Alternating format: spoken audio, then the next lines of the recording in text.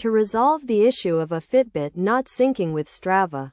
The primary cause is often duplicate recordings on both apps. To fix this, start by reconnecting the accounts. Begin by visiting the Fitbit website and logging in with your email address and password. Next, click on the profile icon in the top right corner of the screen. Then select the gear icon, which represents settings, also located in the top right corner. From there, choose Applications and find the Fitbit and Strava app.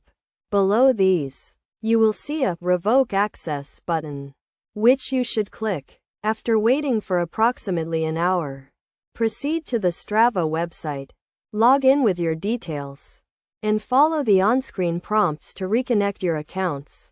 By following these steps, you should be able to successfully resolve the syncing issue between your Fitbit and Strava.